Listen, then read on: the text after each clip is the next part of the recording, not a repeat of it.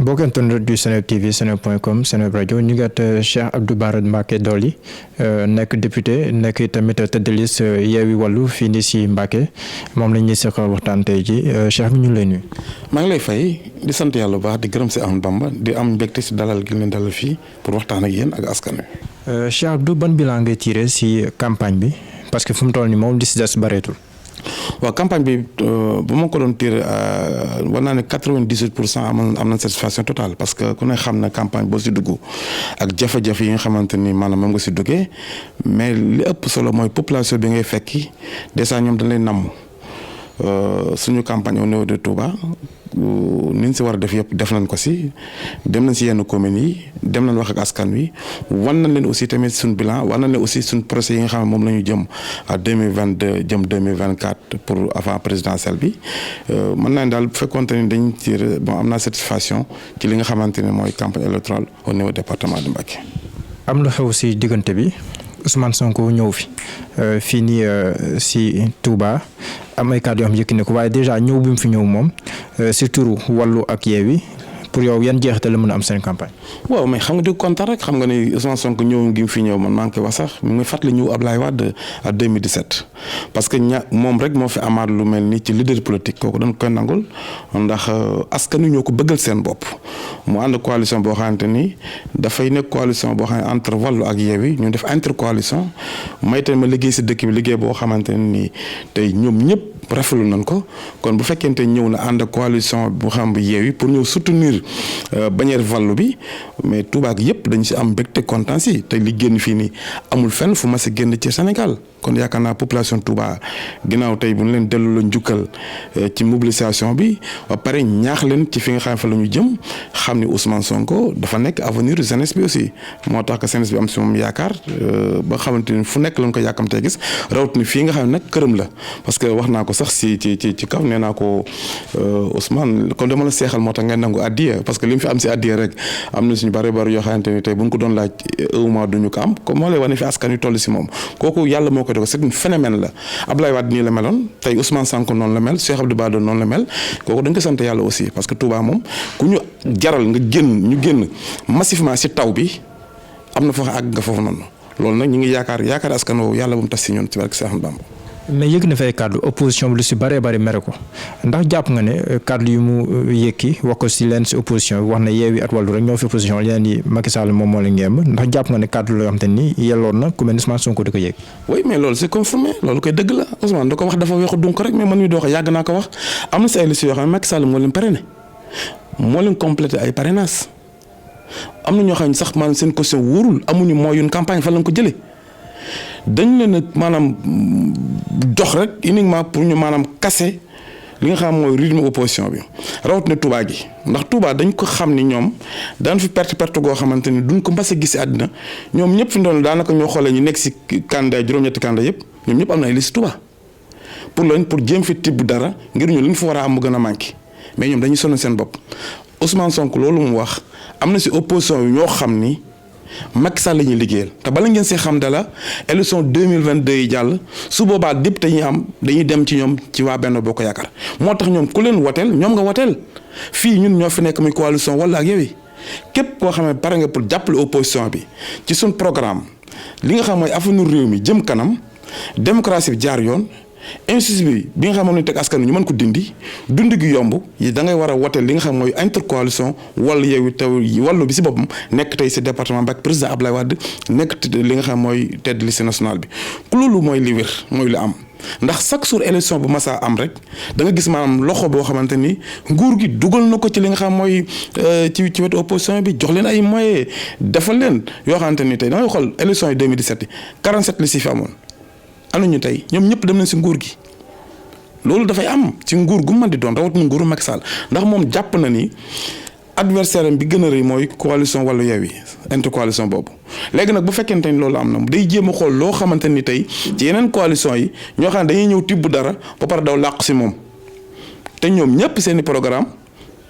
parce que day défendre Macky Sall gisoo si kenn koo xam ne mi ngi xas bilan Macky Sall wala mu koy wax dara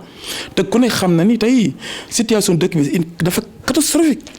il y a 765 milliards francs CFA ñu génn ko ci mbirum mbënd inondation yi mais xool te Sénégal fi mu toll xool Touba gi heure bi daaw lañ fi déggee 23 milliards francs CFA ana xaalis boobu tey mais c'est honte parce que man watoon naa bis Assemblée nationale ministre de hydraulique ci bis bi ñu inscrire si ni Touba 2 milliards lañ koy jox ci mbiru inondation ana 2 milliards yooyu màggal gi des maanaam mooy de 1 mois 2 mois mooy ana xaalis boobu xool tey foo jaar si dëkk bi dafay taa tey xool mbirum santé bi xool mbirum éducation yi xool insécurité bi am si dëkk bi xool dundu gu seer gi mais kooku mooy Sénégal yi tey dañoo war a jël seen indépendance le 31 juillet pour dagg mbuumu jàmm bi leen Macky Sall takkal ngir ko ñu jëm 2024 wan ko fi jëlee faxas ko mu jeex ba noonu moo tax ku woteel opposition bi ku dul wàllu ak Yewwi Macky Sall nga woteel. mais Aar Sénégal gis nga seen tontu bi gis nga tamit Aliou Sow si diggante si bokk gis-gis liggéey seen coalition bi ñoom ñu jàpp ne loolu noonu du lu wér te ku mel ni Ousmane Sonko war te sax yëkkati kàddu yu mel noonu ndaxte booy xool événement mars yi ñoom nekkoon nañ si wetam tey jii mu ñu féetee si beneen boor Ousmane Sonko ne leen ŋaañ yow nga xës si jàppale. mais xam nga loolu yëpp ay waxi defaraat la ñun man tudduma kenn mais li ma wax xam naa ko man parce que am na ñoo xam ne fa laa nekkoon lu tax ma génn foofu xam naa ko. mooy am na loo xam ne dañoo am benn procès Macky Sall pour contre Ousmane Sonko ak le leader Yewwi ak wàllu ndax tey boo xoolee tey Yewwi seen liste yëpp liste nationale bi dañ ko baare woon defe na ñoom duñ campagne malheureusement tey askan wi wax ko ni ko demal nga campagne bul anticiper combat bi war ñëw 2024 ndax premier acte démocratie mooy le 31 juillet ñu xañ ko majorité def ko habitation ensemble comme ni ko France amee mais loolu daf ko comprendre le message boobu noonu tax lépp lu ñu waroon def lekk ñu bàyyi ko. bi nga xamante ni tey jii situation bi taxaw na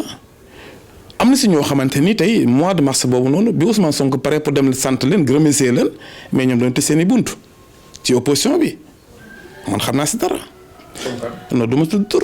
mais boobu am na opposition yoo xamante ni Ousmane demul seen kër demul seen siège parce que ñoom ñoo ko lànkal visite boobu noonu te man maa ngi woon ci biir bi te man noonu contacté naa leen mais si refusé catégoriquement ndax ñi ma wuñu recevoir Ousmane Sonko ngir Macky Sall. xam nga fii gémmuñ gu waxul dëgg da ngay wax fenn man Ousmane sama xarit la opposition am naa si xarit mais ñu si bari Macky Sall la ñuy liggéeyal moo tax ku woote yeneen bulletins yi c'est vote pour APR il faut nit ñi xam loolu. kon yow loolu bokk na si la jéene bokk gis-gis. bon li may gën a bëgg gis sama conviction la loolu dama siy wax ba nag ginnaaw maa ngi si coalition wala yooyu boobu sax jot nga dem ko tudduti parce que intéressé wu ma quoi. am lu bees diggante bi da nga jógee da nga jénn kaso. tàbbi si campagne bi ndax loolu jàpp nga ne am na lu mu mën a indi coppite wala li muy indi leneen loo xam ne lu bees si campagne bi. man bu ma nekkoon kaso sax may gagné Touba man desoon kaso fi may wax ak yow moo ma gënaloon pour gagné Touba ñu xam ne des naa si kaso bi gagné naa Touba. Touba tant que sama bakkan gi fi nekk comme xëccoon maa lay gagné ànd ko ñi nga xam ñoom laa ko àndal rawatina nag situation bi nii amul benn yoon bu mu fa raw Macky Sall Touba Macky Sall mosu fi gagné depuis 2012 ba tey du fi gagné nguuram benn élection moo ko fi dese muy élection 2022. Touba du ñu ko man di ko sanctionné ba mu des benn bis waa Touba deltuwaat ginnaaw di wàccu leen lekkoon kooku Touba ñi fi dëkk ay gor lan ay milliards yi milliards ay nit dugal nañ ko fi yoo xam ne ñi nga aju si moom mais Touba du ko gagné te bala ñu sa àgg ñu bàyyi ba la 31 à 18h bureau de vote yi njëkk génn da nga gis maanaam score boo xam ne doo ko mën a gis maanaam sanctionné bi njëkk am ci Sénégal contre Macky Sall ci Touba gi lay jógee kon moo lay wane la man fi ma nekkoon dama fa am fierté parce que man nekkum foon pour tooñ nit nekkum pour def lu bon dama doon défendre sama askan taxawal sama réew si milieu politique am lu fa am ñu jëbuli su ko wax ko neneen ñu jàpp ma si kidnappé am fu ma jàll fa waruñu fa jàlloo yàlla dogal na génn naa sant naa si askan sant sëñ Touba sant ñëpp ñoo xamante ñoo si jàpp ak ñi si jàppul kenn ku nekk li ñu si xam naa ko mais man li ma ñor mooy mën nga tëj sama jëmm mais kenn mënut tëj sama xol ak sama xel pour jàppale si Ahmadou Bamba liggéeyal ko man Touba laa am aw ma leneen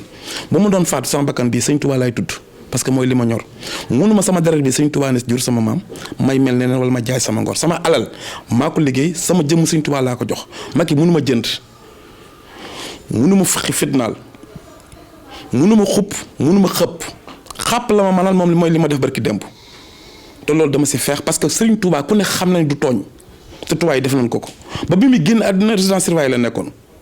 am na yonent Yàlla Yuusuf ana ñeneen ak ñeneen bu ma daal doxantu gis maanaam si biti xool samburu Ablaye Wade fi mu ne woon mais man diit la aussi awma len lu ma koy jàppal wala may jàppal keneen mooy mission la bu ma doon def foofu la ma fa gis xam naa ko loolu moo tax bi ma génnee ma jël engagement bu ma yàlla mayee ma dellu Assemblée nationale dinaa jël fanweeri avocat pour défendre ñi nga xamante ni ay longue détention lan pour ñu génn leen si prison bi ndax am na ñoo xamante tey nañ fa juróomi at juróom-benn at ba juróom-ñaari at am na ko xam ne 2015 la fa nekk mandat de dépôt ba fi may wax ak yow. am na fa ay handicap yoo xamante ñu ngi foofu noonu ci benn chambre boo xamante ni mat na presque 150 personnes yooyu man nekk naa seen avocat pour défendre loolu pour loolu mën a dakk ba pare nee naa bu ñu yàlla may dellu assemblée danañ def maanaam modification code pénal ak code procédure pénale parce que tey longue détention bi amul ab tey ba na la tëj kon def mandat de dépôt 6 ans jëm ba 10 ans kenn du la àttee ñu ne léegi nan xool li am France nga xam ne léegi bu la defee mandat de dépôt 300 bu la atu dañ lay bàyyi nga dem instruction dañ lay bàyyi nga dem ba pare ñun léegi procureur de la république dootu am sañ-sañu di def mandat de dépôt automatiquement il faut que mu jaar ci sus boo xamante ni maanaam moom la ñuy xool ndax mandat de dépôt yi dafa bari loolu moo tax que réforme boobu mi ngi suñ procès yoo xam ne pour Assemblée nationale loolu moo tax képp koo xamante ni am nga doom mu nekk si kaso yi wala sa baay wala say frère maa ngi lay ñaan nga woteel Cheikh Abdou Bara Dolly ci coalition Wallu ak Yewwi rawatina Wallu gi nekk département parce que procès yooyu bëgg naa ñoom ñu génn ci kaso bi ñaareel bi ñu ne am na beneen procès boo xamante ne da ko indi Assemblée nationale muy révision code électoral bi ndax article 29 et 30 bi nga xam Aly Ngouille Ndiaye moo ko fa dugaloon pour xañ Karim Wade ak Khalifa Sall seen droit civique ak civil mais ñun dañ koy dindi bu ñu ko jotee kooku jëruñuy wut ay amnistie ak nangam dañuy dindi ñaar yooyu ñooñu mën a bokk candidat automatiquement à 2024 beneen bi ñu ni loi bi nga xamante mooy loi nguur jigéen bi nga xam Macky Sall moom daf ko refusé lànk ak ay député am sëriñ sëpp bind jox ko ba sëñ Mountakha ñu ne bu ñu amee ndam am majorité man Cheikh Abdou Bara Dolly maay porte loi homosexualité pour ñu criminaliser ko Assemblée nationale mooy suñ première loi bi njëkk a jàllale mais kooku yaakaar naa kuy jullit wala nga am fierté wala nga bëgg lu baax mais doo gis ko ñu défendre koo xamante ni bëgg na def loolu nga bañ ko woteel. mais kàddu yi nga yëkkati woon am nañu jàpp ne kàddu yi da ngay xotti woon ma président de la république tey ji ad recul bi est-ce que bu démb doon tey di nga yëkkuwaat kàddu yu mel noonu. xam nga yooyu wax nañ si ba pare du ma si delluwaat ginnaaw dossier bi mi ngi foofu mi ngi si loxo avocat yi en tout cas ku ma xam-xam ne fi ma bokk man bëgguma wax lu ñaaw te du ma wax lu ñaaw nit ñi nag kenn ku nekk yaa gis ni nga ko waxee. lan moo la gën a marqué ce séjour bi nga nekk kaso yëpp.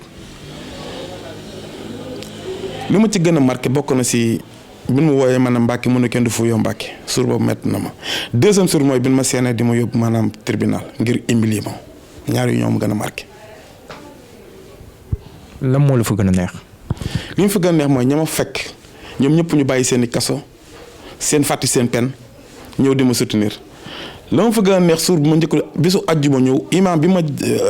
nekkal muy imam Bodian chambre 42 wat ma ba pare am na fa juróomi at mu di ma ñaanal moom bay jooy pour man ma génn si kaso avant tabaski te moom mi ngi si biir kaso bi moo tax mënu ma leen a fay. yan kàddu moom ngay tàggatoo ngi tëj. sant yàlla gërëm sëñ Touba baal ñëpp ak di baal ñëpp ak bis bi nga xam ne moom la sëriñ bi woote muy journée xasaayid bi man na lépp yàlla na def Sénégal jàmm te may ñu ndam parce que ndam loolu la ñu soxla ndam loolu la ñu bëgg delloo président Abdoulaye Wade njukkal. ndax taalibi Serigne Touba bi moom mi jiite liste bi muy liste coalition Wallu bi nga xamante ni moo ne si département Mbacké président Abdoulaye Wade mooy tedd liste bi képp koy wote si département bi bëgg a wote Ousmane Sonko liste coalition Wallu ngay wote moo ngi boo ko wotee woteel nga Ousmane Sonko woteel nga Cheikh Abdou Bara Dolly woteel nga Abdoulaye Wade ñu delluwaat assemblée nationale continuer liggéey Serigne Touba bi nga xam moom lañ tàmbali woon fas yéene joxaat Touba gëdd ak cër bi mu amoon am majorité. bu ko defee nag Sénégal ñu prépare 2024 ndax bu ñu ko defee jàmm mën naa am mais bu ñu ko deful lu nekk mën naa am c'est affaire troisième mandat bu Macky Sall bëgg a def si réew mi te duñ ko nangu. jërëjëf Cheikh Abdou Bara jërëjëf.